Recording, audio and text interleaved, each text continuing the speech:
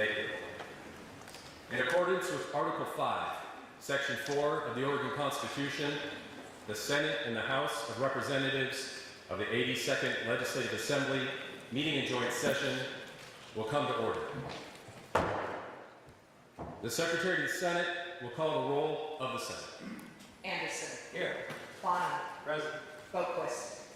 Campos. Present. Denbrough. Here. Findley. Present. Frederick. Here. Gelser-Bluen. Here. Gerard. Golden. Here. Gorsuch. Here. Hansel. Here. Hayden. Here. Jama. Here. Canote. Here. Lieber. Here. Linthicum. Present. Manning. Here. Meek. Here. Patterson. Krozanski. Here. Robinson. Solomon. Here. Steiner. Here. Taylor. Here. Thatcher. Here. Weber. I'm here. Woods. Here. President Wagner. Present. A quorum of the Senate is present. At this time, the Chief Clerk of the House will call the roll of the House of Representatives. Anderson. Present. Bossart Davis. Present. Bowman. Present. Reese Iverson. Present. Bynum. Present. Kate. Present. Chaichi. Present. Conrad. Present. Kramer. Present. Dexter. Present. Deal. Present. Elmer. Present. Evans. Here. Fahey. Present. Gamba. Here. Gomberg. Present. Goodwin. Present. Graber. Present. Hartman. Present. Helfrich. Present. Helm. Present. Eve. Present. Oldie excused. Hudson. Here. Javati. Here. Truck. Here. Bobby Lee. Present. Emerson. Present. Lewis. Present. Lively. Here. Mannix. Here. Marsh. Present. McIntyre. Present. McLean. Here. Morgan. Here. Nathanson. Present. Nelson. Here. Nero. Present. Daniel Wynn. Here. Hoa Wynn. Present. Notes. Here. Osborne. Present. Owens. Present.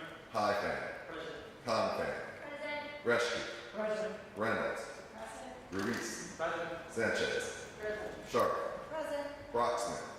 Present. Greg Smith. Excused. Sosa. Here. Stout. Present. Tran. Present. Valderrama. Present. Wallen. Excused. Walters. Present. Wright. Present. Speaker Rayfield. Present. Mr. President, or House President.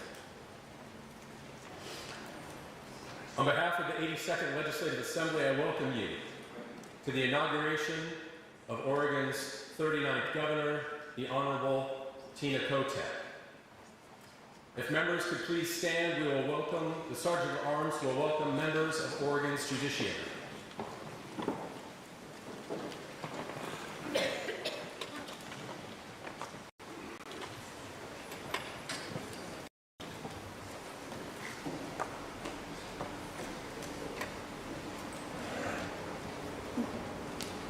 Mr. President. Mr. President, the Tax Court, the Appeals Court, and the Supreme Court of the State of Oregon.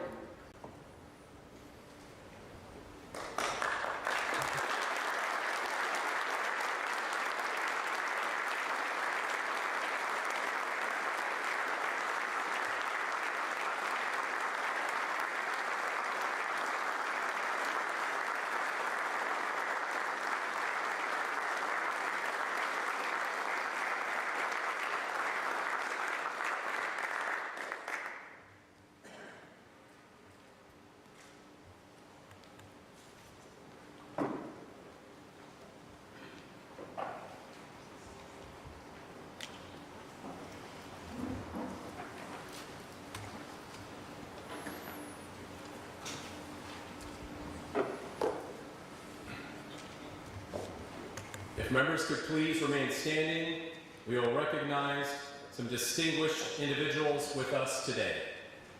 Governor Kate Brown, Governor Theodore R. Kuligowski, Governor Barbara Roberts, State Treasurer Tobias Reed, State Attorney General Ellen Rosenblum, U.S. Senator Jeff Merkley, tribal leaders Doug Barrett, Cheryl A. Kennedy, Kathleen George, Bonnie Peterson, Kat Brigham, Corrine Sams, Jonathan W. Smith Sr., Delvis Heath, Brenda Mead, John Ivy, Carla Keene, Michael Rondo, Gail Hatcher, Lilani Wilson. At this time, the Sergeant of Arms will escort Governor-elect Tina Kotek.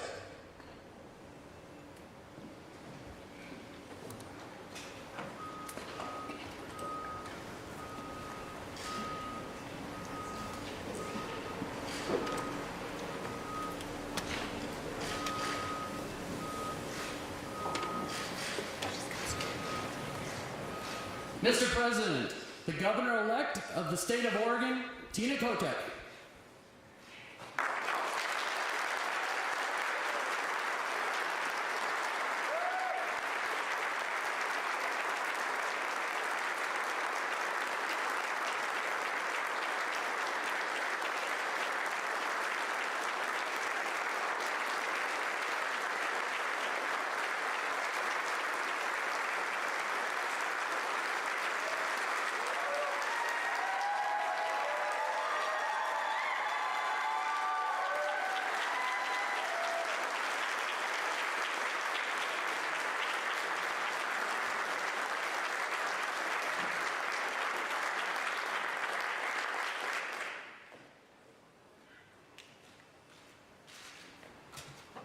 Members, at this time, the Oregon State Police Honor Guard will post the colors, followed by the Pledge of Allegiance.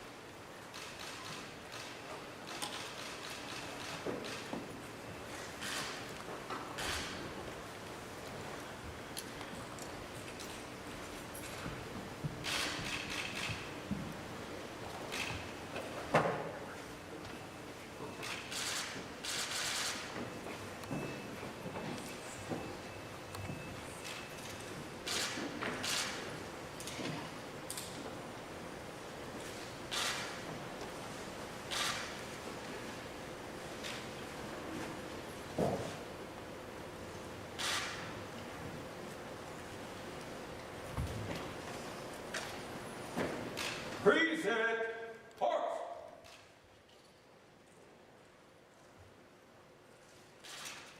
I pledge allegiance to the flag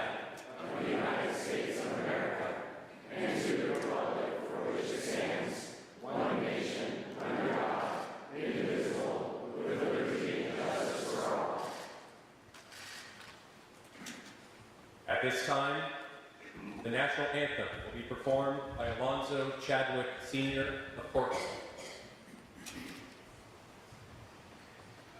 Oh, say, can you see by the dawn's early light what so proudly we hailed at the twilight's last streaming, whose broad stripes and bright stars through the perilous fight for the ramparts we watched were so gallantly streaming, and the rockets' red glare, the bombs bursting in air, gave truth to the night that our flag was still there. Oh, say, does that star-spangled banner yet wave o'er the land of the free?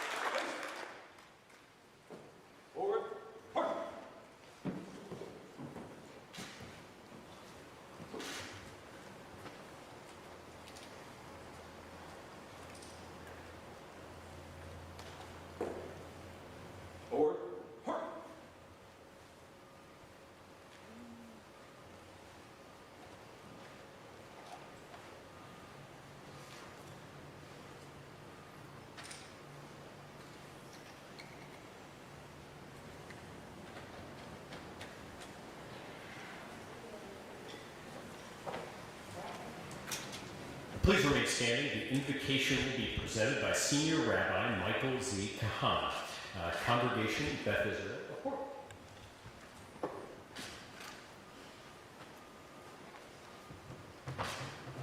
Speaker Rayfield, President Wagner, Governor Kotek, honorable members of the 82nd Legislative Assembly, esteemed guests, thank you for this opportunity. Many religious traditions speak to the responsibilities of leadership.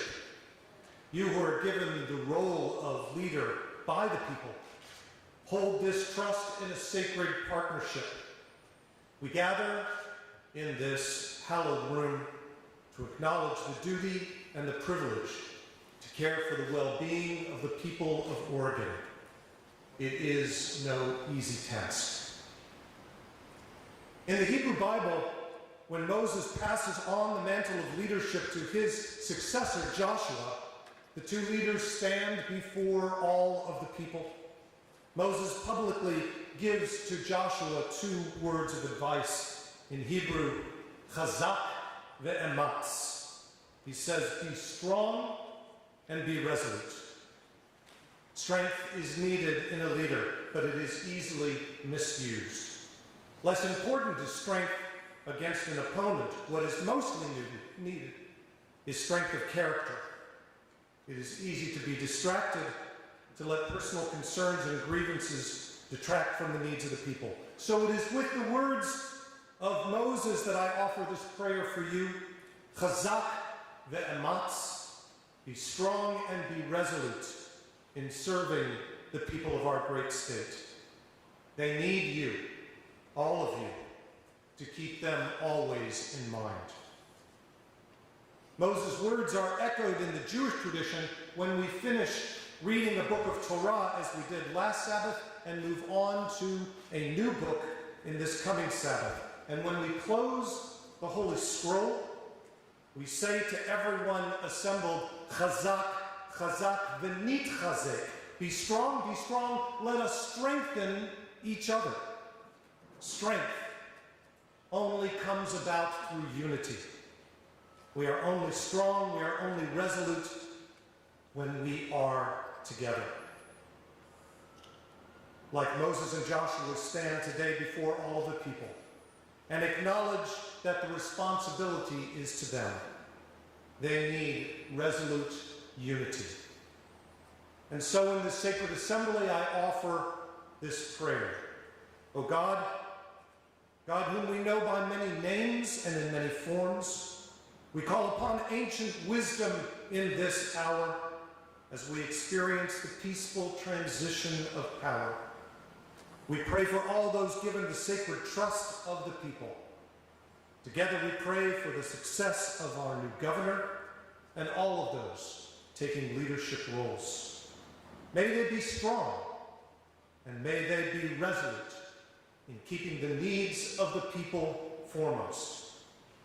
We pray that those given this responsibility can strengthen one another, that we can work together in unity of purpose to help those in need.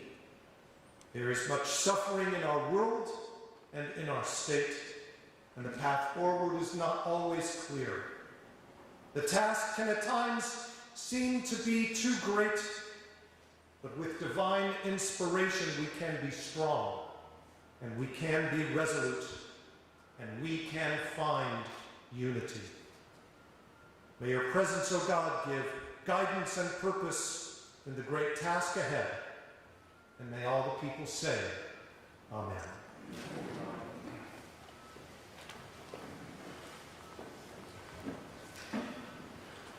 Thank you, Rabbi Kahana, for those words. Please be seated. The Honorable Rob Wagner, President of the Senate, will address the Joint Assembly.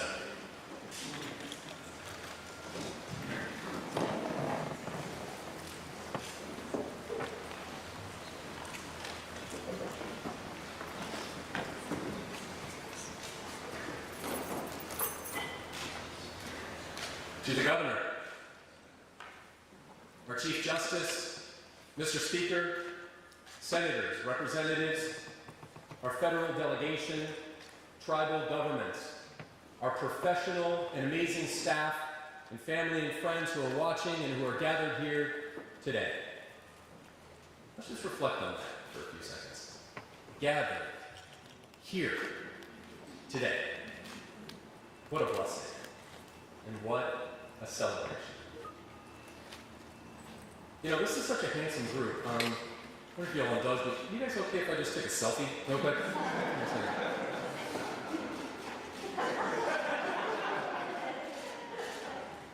Okay, smile. Awesome. Don't worry, I'll text that to all of you. I have 4 Gen Z children who will for sure mock me if I try to curate my own selfies and they don't meet their standards. And I still have no idea about TikTok. We've gone through so many challenges during the pandemic, but here we are. At this moment, gathered here together, the 82nd Legislative Assembly in service to the people of Oregon. Let's take stock of who is here on this floor today. First, in the Senate, we have borrowed some amazing talent the past couple of years from the House chamber. And for the rest of you House members, feel free to come on over. The water is warm. Sorry. But still, 8 of our 30 senators haven't been to an in-person joint session. In the House, 40 of your 60 are brand new or haven't been in present form in a joint session before. From the outside, folks might say this presents a challenge. I say it's an amazing opportunity. We get to hit refresh and question how we have always done things. Just because it's the way it has always been done doesn't mean it is the way that it has to be done. And who are we? Who is here? As I've learned your stories and how you find your way to legislative service, it is absolutely incredible. Just let me give you one example. My state representative and my good friend Daniel Wu, part of an historic movement in the history of this country for Vietnamese representation. And we celebrate diversity in all ways. Age, experience, race, gender, personal background, and professional life. We have returning veteran legislators, and we have a whole new cadre ready to offer their ideas, their knowledge, and their perspectives on a vast range of policy and budget challenges. We have leaders from across Oregon ready to make progress, from Aloha to Athena to Ashland, from Kaiser to King City to Klamath Falls, from Tillamook to Troutdale to the Dalles, focusing on our common purpose to be of service to Oregonians. In the last 2 sessions, the Oregon Legislative Assembly, in partnership with our governor, has a proud legacy of accomplishment. But we were removed from a cornerstone of the rich legislative experience. An experience that depends upon civility, building relationships that span our demographic and geographic and political differences, and that spark of spontaneous connection that really only happens here in this sacred Capitol building. I have revered this institution for half of my life. As an intern, a staffer, an advocate, a senator, and now with the honor of being a presiding officer. I'm thrilled to have had the chance to work more closely with each of you in our democratic process. And as Senate President, I have a responsibility to honor our traditions, but also an obligation to work with each of you to break new ground and try new approaches so that we can, together, make Oregon better and stronger. In just over 1 week, the Senate, the House, and the governor will jump into the work of the 2023 regular session. And on day 1, the voters have asked us to tackle some thorny issues impacting their lives and the lives of their neighbors. Today, we will hear from Governor Kotek and Speaker Rayfield that affordable housing and homelessness is a top issue, and the Senate will answer the call to continue our progress to solve Oregon's housing and homelessness crisis in partnership with our local communities. We will continue to build a behavioral health system that works for Oregon and provides real treatment options to our fellow Oregonians who are falling through too many cracks. And that includes helping Oregonians find and build careers in behavioral treatment services. The climate crisis is here. Year after year of droughts and wildfires, we need to keep stepping up our ability to find solutions, building on recent investments in water infrastructure and drought relief and wildfire prevention. We will not turn our backs on our rural communities. And whether your family can trace your lineage to time immemorial, or to a wagon train, or you came here with your parents or as an adult, Oregon is an amazing place that attracts people from all over the country and all over the world. It is our collective job to make sure Oregon remains vibrant as we build opportunities for success for the next generation. And not just importing talent, although we are welcome. Doing our part in building and supporting careers right here. It's building success for our students of all ages to access career training and post-secondary education to achieve launch velocity out of poverty. And we will be aggressive in pursuing federal funds to support our own investments in transportation and green energy and solidify our strong commitment to Oregon's innovative manufacturing and semiconductor industry.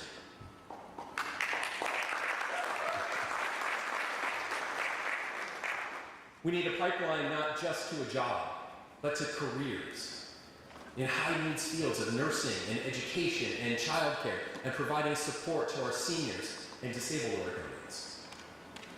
Finally, there are 3 fundamental principles that I will use to approach this work. First, my door is always open, so House members, please come over to our side of the building as well. The second is that good ideas come from everywhere. And third, as my grandmother used to say, there was always room for kindness. And whether you've served for over 2 decades or just going on a little over 2 hours, I admire and respect your dedication to Oregon. I look forward to serving with you and to honor your service in the 82nd Legislative Assembly, and thank you to Governor Kotek for stepping up and serving the state. Thank you.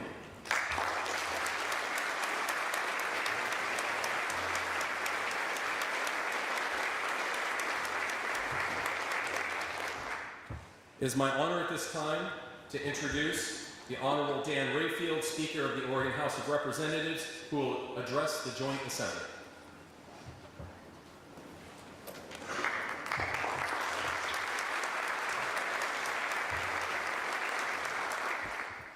Thank you. It is absolutely wonderful to be back in the Capitol with all of you. Growing up, my dad was larger than life. Part of this was growing up in a military family. He was a colonel in the Air Force Reserves, and this played a significant role in our lives. Much like being a legislator plays an oversized role in all our lives. One of the ways that I connected with him was listening to the stories he'd tell when he came home from work. And one of these stories has stuck with me. It's this story that keeps popping into my head as I've been thinking about the importance of our collective leadership entering this session. As with every weekend my father was on duty, he came home dressed in his uniform. He was standing in our kitchen, decompressing, during that awkward period between changing your clothes and eating dinner. And in a matter-of-fact tone, he told us about an accident that had happened earlier that day. He described how during a mid-air refueling exercise, a pilot had cut the refueling line with the rotors of his helicopter. The rotors of the helicopter were damaged, and the pilot had to set the helicopter down immediately. As my father finished recounting the story, I was surprised to learn that the focus of the story was not the pilot. It was the wing commander. My father, he told me, was that the wing commander's career would be negatively impacted by this incident. So I was confused, because in my mind, the wing commander had done absolutely nothing wrong. It was the pilot that had made the mistake. My father's response was that as leaders, we are responsible for everything that happens on our watch. Now, this story has been on my mind lately because, in a way, we are all like that wing commander. All of us are united as a part of a team that is collectively responsible to solve our community's greatest challenges and seizing on the unprecedented opportunities facing our state right now. So many Oregonians are relying upon us to find solutions to stop their skyrocketing rent, their inability to get behavioral health care, feeling a sense of insecurity in their own neighborhood. The weight of that responsibility can be scary. And I find it intimidating to acknowledge my own responsibility in this role.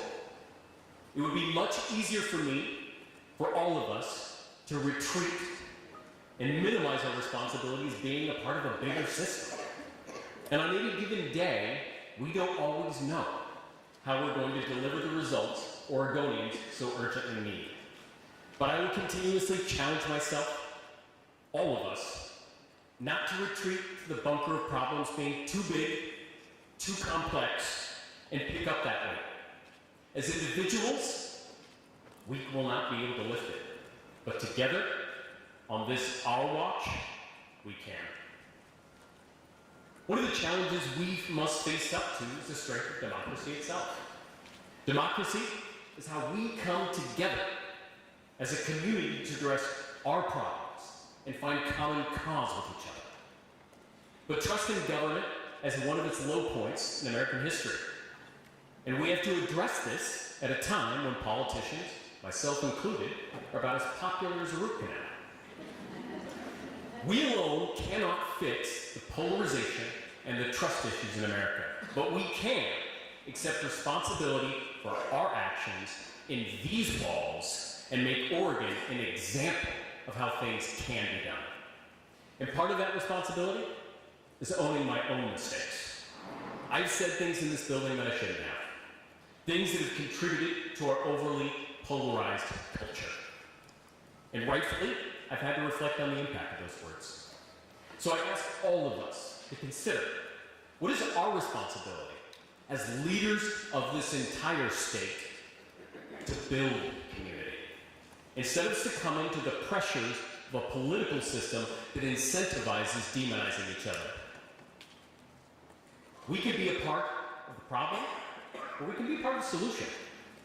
Because the truth is, regardless of affiliation, Democrat, Republican, Independent, Libertarian, Oregonians want us to help build more housing. They want to see their communities. They want a better education system. And they want better support to people struggling with mental health and addiction crises. It's why I'm calling on us to deliver on a package of housing investments during the first 60 days of this session. Oregonians have called out for fast, decisive action to fix this crisis, and we have to deliver. Taking decisive action on this and other issues Oregonians care about most is how we strengthen democracy. It's how we begin to change the public perception of the work that we do here in this building. All too often, we look back at a session and we focus on the problems that we face. When we look back on this session, I want it to be remembered as a session that we seized unprecedented opportunities and helped government deliver on its promises. And I believe we have genuine opportunities. We have an opportunity to improve housing supply, provide supports to those that are houseless, create pathways to home ownership, ensure historic investments that we have made in housing, behavioral health, addiction services are making an impact on the ground. We have an opportunity to draw down millions of federal dollars for the semiconductor industry that will put people into working family jobs 10, 20, 30 years from now and lift future generations of Oregonians out of poverty. We have an opportunity to support investments in water that both improve ecology and support our agricultural industry that makes up more than 12% of our state's gross product. And there are many more opportunities this session.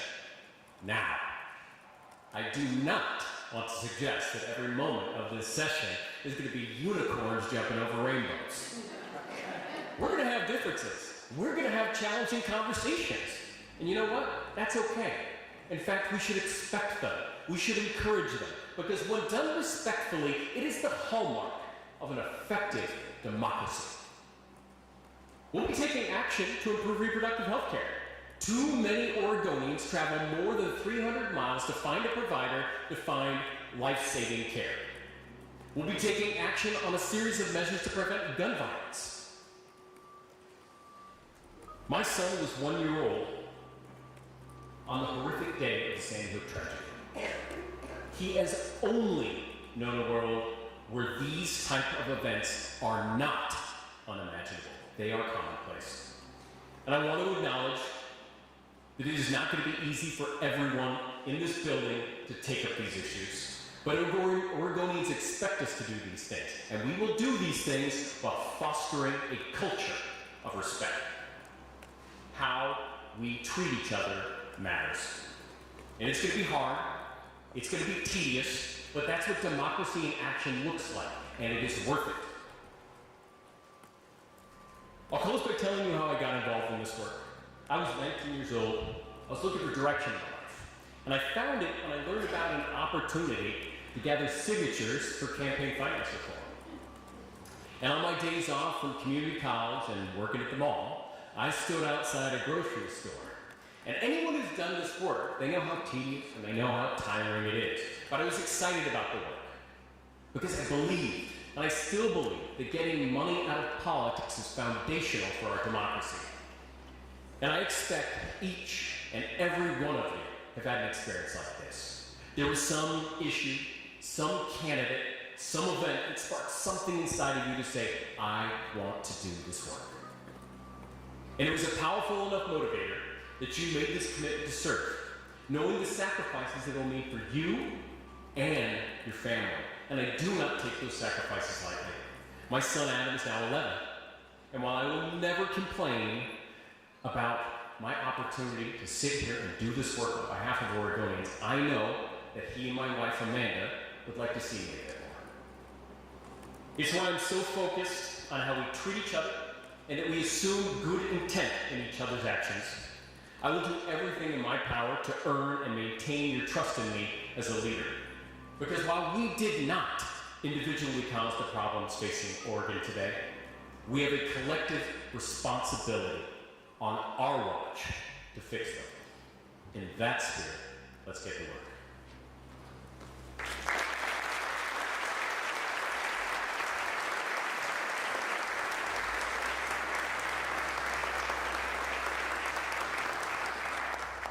It is now my honor and duty to canvass the vote for governor. As provided under Article 5, Section 4 of the Oregon Constitution, I, Dan Rayfield, Speaker of the Oregon House of Representatives, have hereby examined the voting returns from the last general election for the office of Governor of the State of Oregon and find that the Honorable Tina Kotek has received the highest number of votes cast for the office and has been duly elected governor.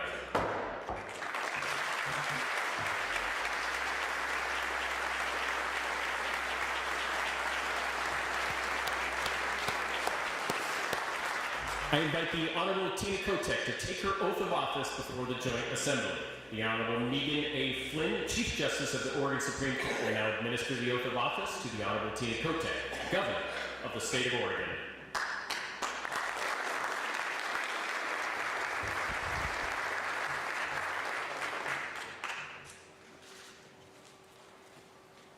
Raise your right hand. I, Tina Kotek, I, Tina Kotek, do solemnly swear do solemnly swear that I will support the Constitution that I will support the Constitution of the United States of the United States and the Constitution and the Constitution of the State of Oregon, of the State of Oregon, and that I will faithfully discharge the duties of governor discharge the duties of governor according to the best of my ability. according to the best of my ability.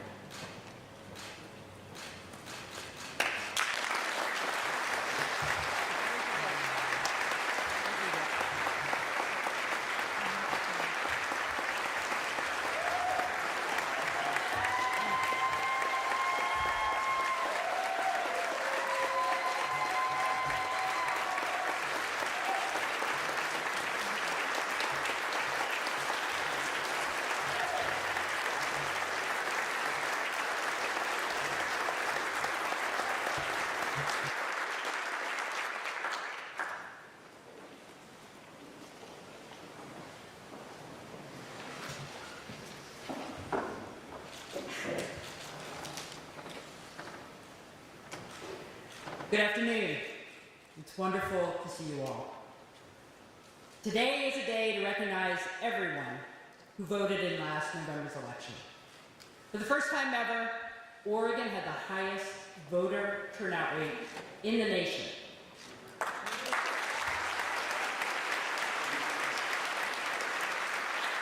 That is a credit to the strength of our democracy and a credit to Oregonians, no matter who you voted for. I would also like to thank my predecessor, Governor Brown.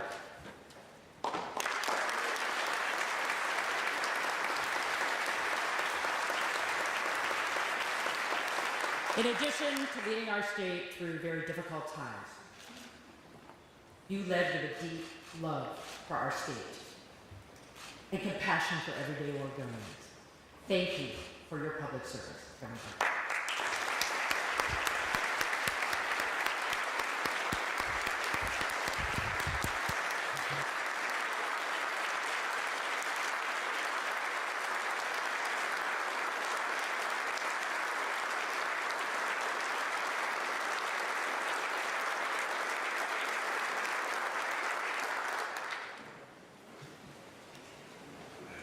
Since we all know none of us get here by ourselves. I'd also like to thank my wife, Amy, the First Lady of Oregon. Thank you, my love, for your support.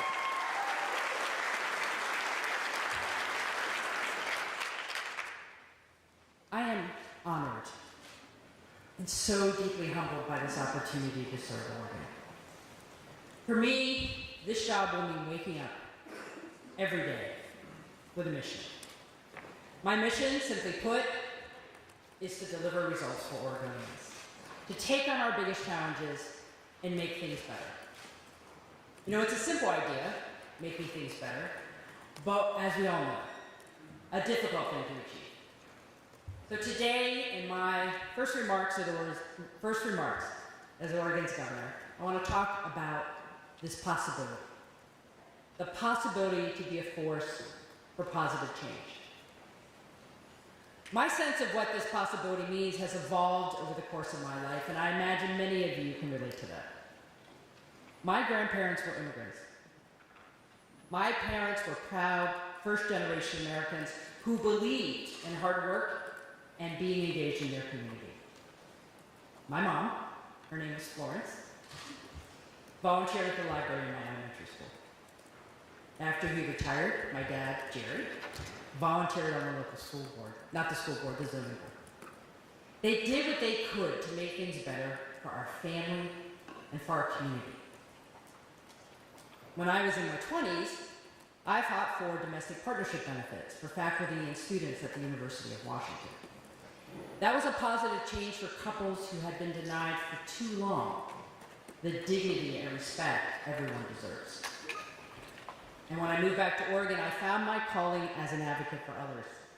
I gratefully accepted a job at Oregon Food Bank, inspired by its mission to end hunger. That calling eventually brought me into public service, like many of you in this chamber today. I was honored to spend much of the last decade leading this chamber as Speaker of the House. So I know that there will be many difficult decisions ahead of you. Many competing priorities and complex issues demanding your attention. Before you take up that work, I ask you to step back and consider our shared mission as public servants, making things better for Oregonians. I recognize that this idea of a shared mission might be a tough sell at a time when our politics feel so divisive.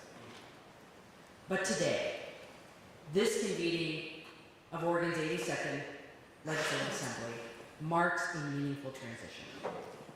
We are moving out of election season, which is ultimately a very public reflection of individual values, and we are moving into the season of governing. And governing is about more than competing values. It's about serving our people, not Democrats, Republicans, or independents, but parents and children, teachers and students, business owners and workers, families from the Rose City and families from towns without a stoplight.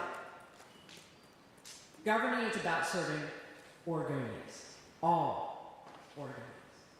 And I have heard from people loud and clear, the status quo is not working. And for many Oregonians, it has never worked.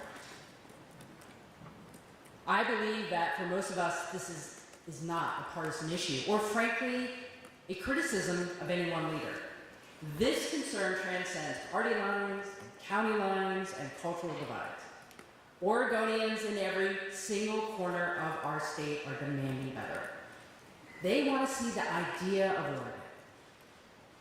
Land of majestic mountains, land of promise, match up with the realities of their everyday lives. And so do I. It is my pledge to all Oregonians, including the leaders in this chamber, that I will work every day to turn things around. To be a partner with you in solving problems big and small. We won't be perfect, but we will improve every year, so Oregonians can proudly say their state government was there for them. So here's how we're going to do that. First, for me personally, that means strengthening connections with Oregonians from every part of the state so that we can deliver results on issues of shared concern: affordable housing and homelessness, behavioral health and addiction care, and education. For the executive branch overall, that means focusing on the basics. I will set clear expectations for agency leaders and then follow through to make sure we are building systems to do our fundamental job: serving Oregonians better than ever. And finally, for all Oregonians, we must all come together to be part of the solution. I invite everyone listening today to help build the Oregon you want to live in. So let me expand on these commitments. First, my personal promise to strengthen connections across the state. We can only deliver results on our complex problems by listening, digging into the details, and forming solutions together. And by advocating for better results at every level of government. That's why I pledge to visit every county in Oregon within my first year of office. Governor Vic Atiyeh made a similar commitment in 1979. Here's what he said in his inaugural address. Quote, "I have and will continue to listen, and not just only to those people who have the means and the urgency to press their case in Salem. I will go to our people to listen. I will go to every county of this state.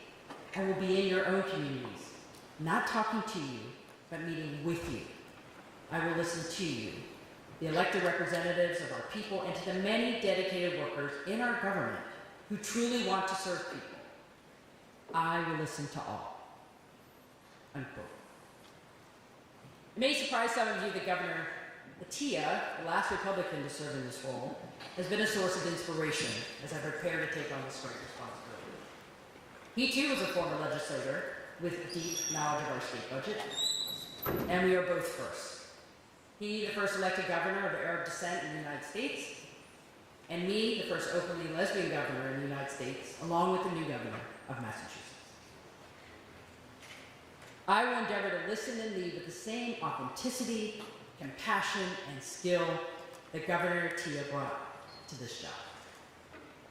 And in that spirit, I launched my One Oregon listening tour in Yamhill County a couple of weeks ago. On this visit, and the ones to follow, I want to hear directly from people who are doing the hard work every day to serve their community, especially on issues of shared concern across our state. One story in particular has stuck with me. During our roundtable on housing and homelessness, we heard from a woman named Rachel, who works at a nonprofit serving survivors of domestic and sexual violence. Many survivors get to a point where it may not be safe for them to stay another night under the same roof as their abuser. That's why her nonprofit provides emergency shelter for up to 30 days, so that survivors most often women with children, have a safe place to stay while they seek more permanent housing. But in Yamhill County, like most counties in Oregon, affordable housing is extremely hard to come by. With emotion in her voice, Rachel told us that some survivors end up declining services altogether because they know that 30 days won't be enough to find an affordable, more permanent place to live.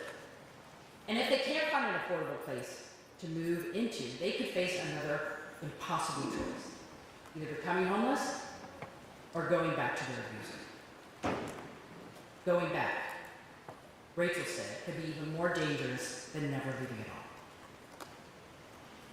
We must do better. For the survivors Rachel is serving, for our unsheltered neighbors, for our all working families, for the future of our economy and our state.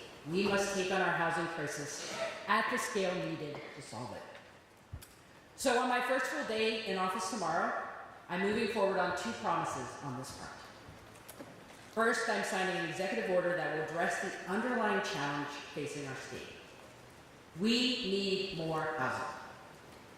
My executive order will establish an ambitious statewide housing production target of more than 36,000 new homes per year.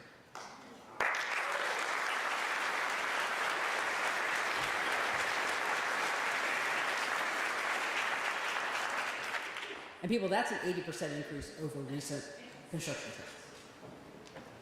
Building more housing is key to creating healthier and safer communities and supporting economic growth. I look forward to bringing comprehensive recommendations to this body as soon as possible. Second, I am declaring a homelessness state of emergency.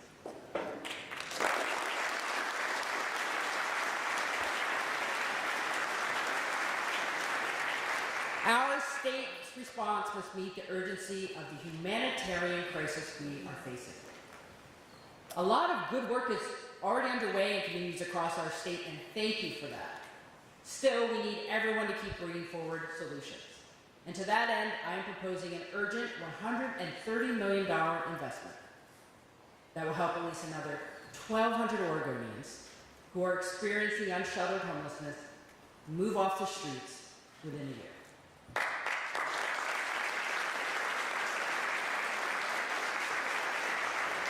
And I am urging you as leaders to start the legislative session by taking up this investment package as soon as possible. And believe me, this is only the first step. I look forward to building on this emergency investment with a comprehensive housing and homelessness package by the end of this session. Together, we can act with the urgency people across our state are demanding. Bold ideas, concrete solutions, disciplined follow-through. That's how we can deliver results. The second big thing I'm committed to so we can turn things around is increased accountability in state government. This week, I am delivering a new set of expectations to the leaders of every state agency. We need to focus on the basics.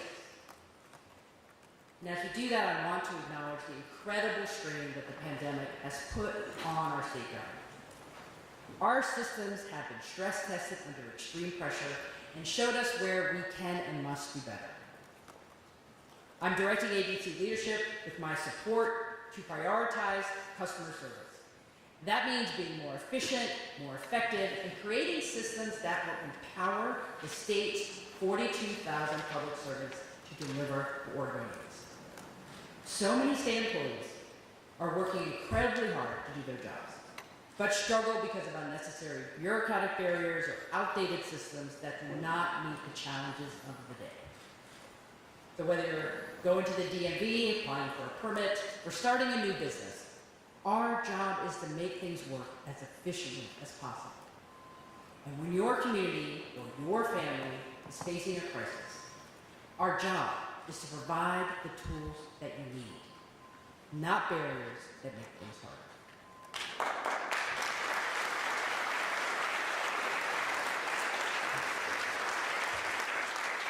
So as we address the very large, complex challenges our state faces, whether it's housing, behavioral health, or education, we have to put our own house in order too. My administration will work hard every day to ensure that you have improved access to services when you need them. And finally, the last commitment, and the big ask of all of you. Today I ask all my fellow Oregonians to believe in our state and its future. We need you. The transformation, true transformation, will require each and every one of us to be engaged. And I hope you will hear my call for each of us to act as a force for positive change. We need you to be a part of the solutions that will make a difference in your life and in your community. As you know, this upcoming weekend is a weekend of service to commemorate the life and legacy of Dr. Martin Luther King Jr. This Saturday, my team and I are joining a community cleanup. We're excited to be out there, not just to pick up trash, but to be in community with each other, to stand shoulder to shoulder with neighbors doing the work and solving problems on the ground. So whether it's joining a neighborhood cleanup, volunteering at your daughter's elementary school, serving on a local planning board, taking a shift at your local food pantry, or staying up late for a few more constituent emails. That's making things better.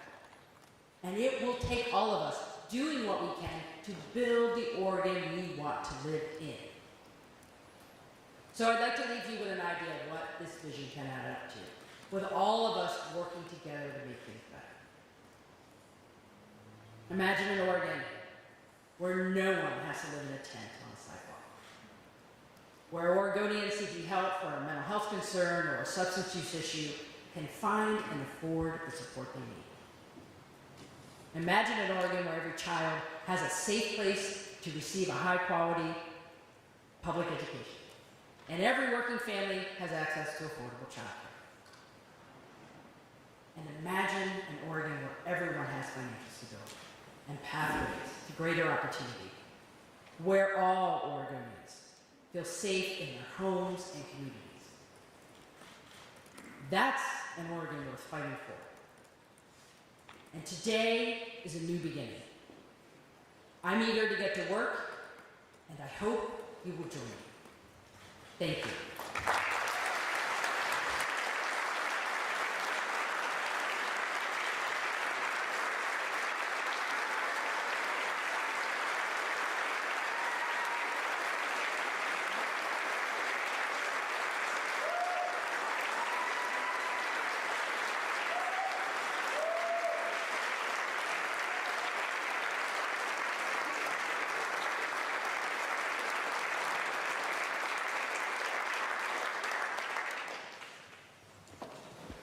Thank you, Madam Governor.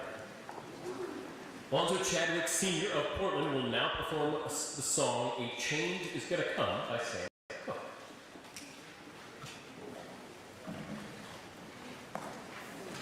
I was born by the river in a little tent. Oh, just like the river I've been running ever since. It's been a long time coming, but I know a change gonna come. Oh, yes it will. It's been too hard living, but I'm afraid to die, 'cause I don't know what's up there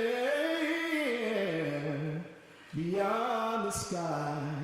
It's been a long time coming, but I know a change gonna come. Oh, yes it will. Said I go to the movies and I go downtown. They keep telling me, don't you hang around, 'cause it's been a long time coming, but I know a change gonna come. Oh, yes yes it will. Said I go to my brother and I say, brother, help me please.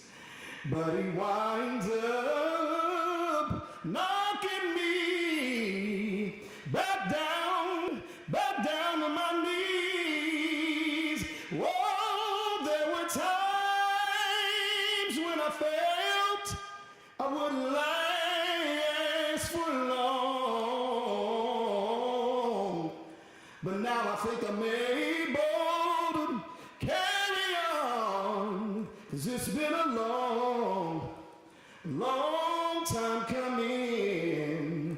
But I know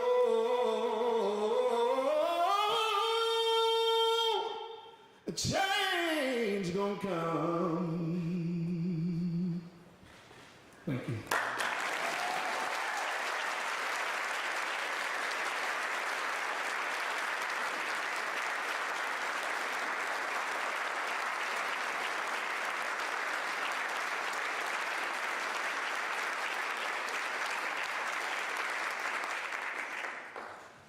Thank you, Mr. Chadwick. Please stand. The House Sergeant at Arms will escort the Honorable Governor Tina Kotek from the floor.